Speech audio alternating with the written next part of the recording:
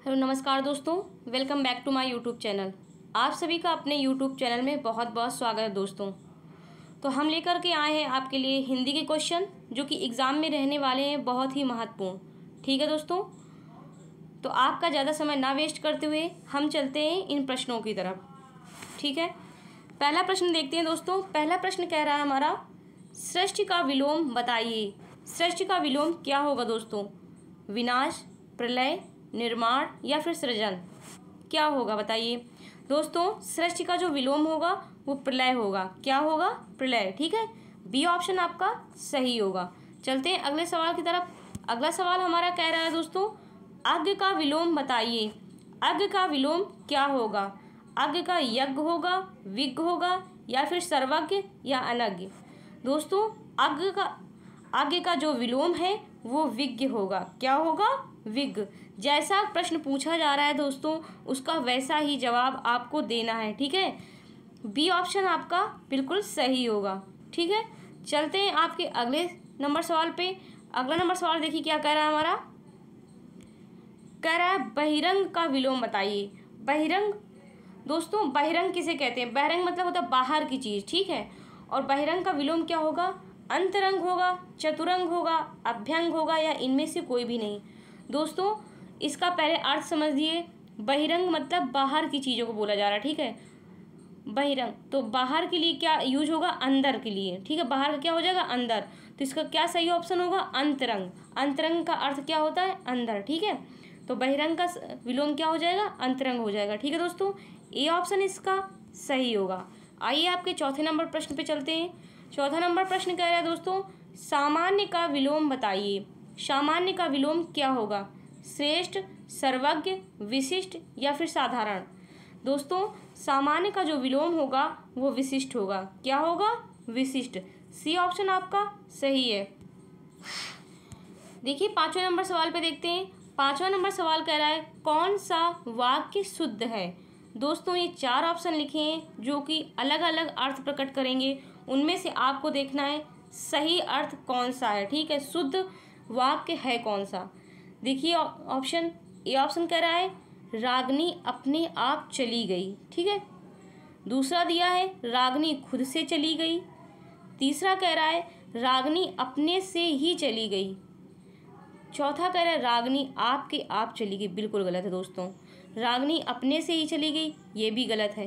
रागनी खुद से चली गई ये भी गलत है दोस्तों। इसमें सही वाक्य जो होगा, रागनी अपने आप चली गई। क्या होगा?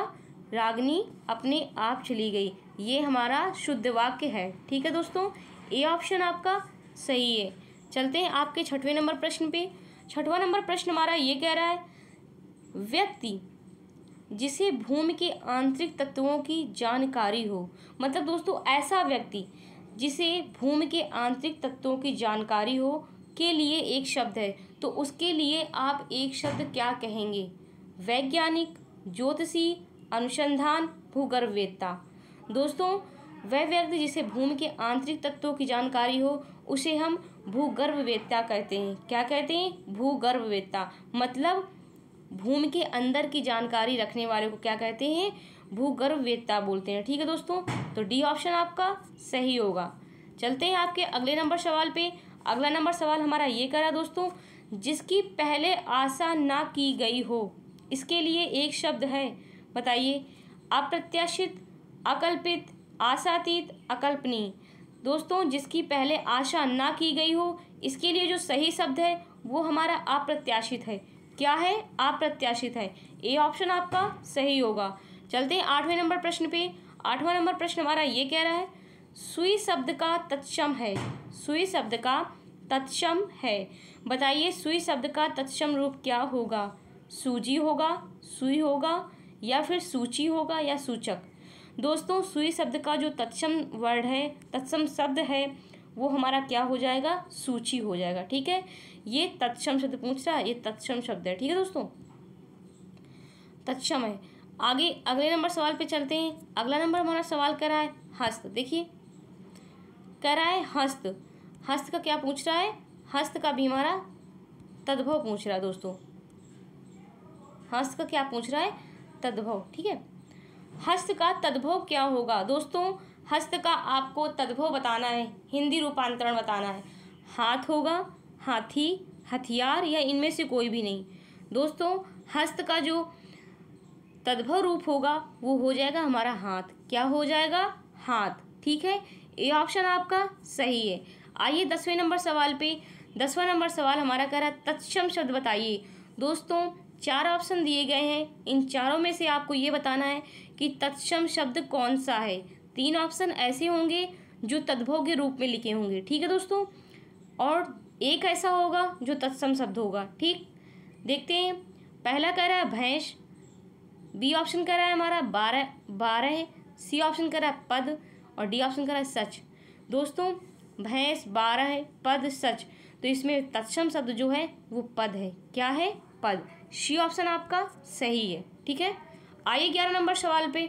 11 नंबर प्रश्न हमारा ये कह रहा है दोस्तों निम्न में तद्भव नहीं है। अब इसमें आपको क्या बताना है? इसमें तद्भव शब्द नहीं है, इसका मतलब जो शब्द दिए होंगे वो तत्सम रूप दिए होंगे, और एक ऐसा वर्ड शब्द है जो तद्भव, इसमें तद्भव नहीं है। ठीक है, तो मतलब सब तद्भव है लेकिन एक जो है वो तद्भव नहीं होगा। ठीक है दोस्तों, बताइए जो तद्भव नहीं हो तो वो संस्कृत के वर्डों में लिखा होगा, इसका मतलब वो तत्सम होगा। तो कौन सा नहीं है? गोमय, घोड़ा, चोंच या फिर ऊंट। दोस्तों इसमें तद्भव जो शब्द नहीं है वो क्या नहीं है? वो गोमय नहीं है। ठीक है, ये ऑप्शन आपका सही होगा। ठीक है, घोड़ा का तत्सम क्या होता है बताइए? घोटक होता है। क्या होता है दोस्तों? घोटक। ठीक है, घोड़ा का क्या हो जाएगा? घोटक। ऊंट का ऊंट हो जाएगा। ठीक है, ऊंट हो जाएगा। आइए अगले नंबर सवाल पे चलते हैं। अगला नंबर सवाल हमारा ये कह रहा है अर्थ की दृष्टि से कौन सी क्रिया विशेषण का भेद नहीं है। दोस्तों 12 नंबर हमारा प्रश्न ये कह रहा है कि अर्थ की दृष्टि से कौन क्रिया विशेषण का भेद नहीं है? स्थानवाचक, कालवाचक, परिमाणवाचक या फिर साधारण।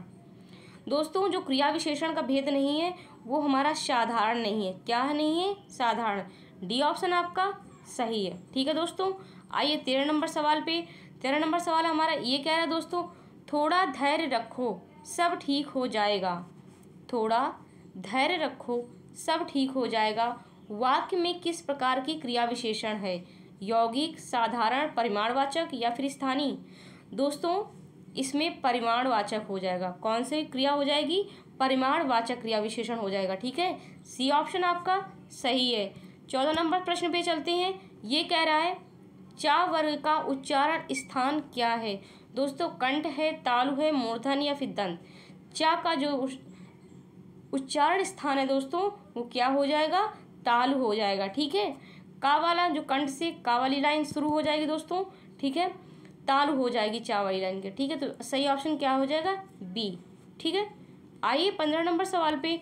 15 नंबर सवाल हमारा ये कह रहा है नौकर का पर्यायवाची है। बताइए नौकर का पर्यायवाची है। क्या है नौकर का? परिचालक, भृत्य, आर्यपुत्र, अंशज। दोस्तों नौकर का जो पर्यायवाची वो भृत्य हो जाएगा। क्या हो जाएगा? भृत्य। बी ऑप्शन आपका सही है। आइए 16 नंबर सवाल पे। चिड़िया आकाश में उड़ रही है। दोस्तों चिड़िया आकाश में उड़ रही है, वाक्य में उड़ क्रिया किस प्रकार की है? मैंने आपको एक दिन बताया था जैसे उड़ पूछा है तो इसमें उड़ना भी लग सकता है ना। क्या हो सकता है? उड़ना। तो हमने आपको बताया था उड़ना हो गया, हंसना हो गया, हंसना कर दें, या फिर रोना कर दें, या फिर खेलना कर दें, या सोना कर दें। ये सब की कौन सी क्रिया हो जाती हैं? ये सारी की सारी क्रियाएं अकर्मक क्रिया हो जाती हैं। ठीक है दोस्तों, चिड़िया आकाश में उड़ रही है, इस वाक्य में उड़ किस प्रकार की क्रिया है? दोस्तों ये अकर्मक क्रिया है। कौन सी क्रिया है? अकर्मक क्रिया है। बी ऑप्शन आपका सही हो जाएगा। ठीक है, आइए 17 नंबर प्रश्न पे। कह रहा है शांति शब्द का समानार्थी नहीं है। बताइए दोस्तों ऐसा कौन सा शब्द है जो शांति शब्द का समानार्थी नहीं है? चुप्पी, मौन, नीरवता या फिर आकाश।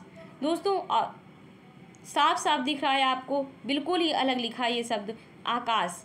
ये कोई भी बता सकता है। डी ऑप्शन आपका सही हो जाएगा। आकाश किसी भी हाल में नहीं होगा। ठीक है दोस्तों, शांत शब्द का समानार्थी आकाश नहीं होगा। चुप्पी भी है, मौन भी है, नीरवता भी है। ठीक है, आइए अगले सवाल पे। अगला सवाल हमारा ये कह रहा है अवगत में उपसर्ग है। बताइए दोस्तों, अवगत में कौन सा शब्द उपसर्ग है? आ है, अव है, या फिर आ, या फिर अभी? दोस्तों अवगत में अव उपसर्ग है। कौन सा उपसर्ग है? अव।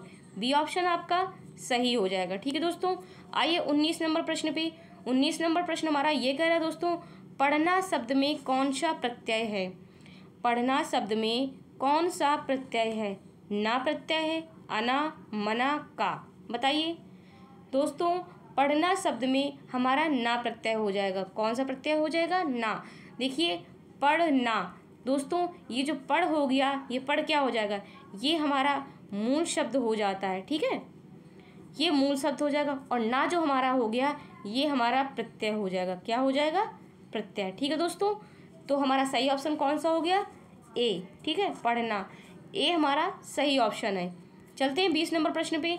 ये कह रहा है दानवीर। देखिए क्या कह रहा है दोस्तों, दानवीर शब्द में कौन सा समास है? कर्मधारय, तत्पुरुष, अव्ययीभाव, या फिर द्वंद्व? बताइए। द्वंद्व समास में क्या होता है दोस्तों? दोनों पद प्रधान होते हैं। ठीक है, और इसमें तत्पुरुष, देखिए दानवीर शब्द में कौन सा समास है दोस्तों? दानवीर भी हो जाएगा, दान में जो वीर है, दान में वीर, मतलब तत्पुरुष समास के अंतर्गत आएगा ये, दान में वीर। दोस्तों इसमें सही ऑप्शन है बी। ठीक है, बी ऑप्शन आपका सही हो जाएगा। चलिए अगले नंबर सवाल पे। कह रहा नाविक का संधि विच्छेद है नौ प्लस एक, नाव प्लस एक, नए प्लस एक, या फिर इनमें से कोई भी नहीं? बताइए दोस्तों, या फिर बताइए नाविक का सही संधि विच्छेद क्या होगा? दोस्तों इसमें सही संधि विच्छेद जो है वो नौ धन इक होगा। क्या होगा? नौ धन इक। ठीक है, ए ऑप्शन हमारा सही है। ठीक है, आइए 22 नंबर प्रश्न पे। ये कह रहा अग्नि परीक्षा देना। दोस्तों अग्नि परीक्षा देना का अर्थ क्या है? अंगारों पर चलकर दिखाना, कठोर तप करना, साहसपूर्वक सामना करना, या कठिन परिस्थिति में पड़ना? दोस्तों अग्नि परीक्षा देने का मतलब ये होता है कठिन परिस्थिति में पड़ना। क्या हो जाएगा? सही इसका ऑप्शन क्या होगा? कठिन परिस्थिति में पड़ना। ठीक है, डी ऑप्शन आपका सही होगा। चलिए 23 नंबर प्रश्न पे। ये कह रहा है चाय किस भाषा का शब्द है? जापानी, चीनी, पुर्तगाली, या फिर रूसी? बताइए दोस्तों, चाय किस भाषा का शब्द है? ये क्या लिखा है दोस्तों? चीनी लिखा है। बी ऑप्शन में है चीनी। ठीक है, तो चाय किस भाषा का शब्द है दोस्तों? चीनी भाषा का शब्द है। ठीक है, आइए अगले नंबर प्रश्न पे। कह रहा चेहरे पर हवाइयाँ उड़ना मुहावरे का क्या अर्थ है? दोस्तों चेहरे पर हवाइयाँ उड़ना का क्या अर्थ होता है? डर से घबराना, कुरूप होना, अत्यधिक सुंदर होना, या स्वास्थ्य ठीक ना होना? दोस्तों चेहरे पर हवाइयाँ उड़ना का अर्थ होता है डर से घबराना। ठीक है, कहते नहीं अचानक से कोई बात हो जाए और आपके चेहरे की हवाइयाँ उड़ जाए कि अरे ये तो काम मैंने किया है, तो क्या हो जाना? डर जाना, एक तरह से डर से घबराना। ए ऑप्शन आपका सही होगा। 25 नंबर प्रश्न पे चलते हैं दोस्तों। 25 नंबर जो प्रश्न है, निम्न में से देखिए, निम्न में से स्त्रीलिंग शब्द नहीं है। बताइए दोस्तों, गर्दन, कमर, कान, जीभ, क्या नहीं होगी? स्त्रीलिंग शब्द नहीं है दोस्तों।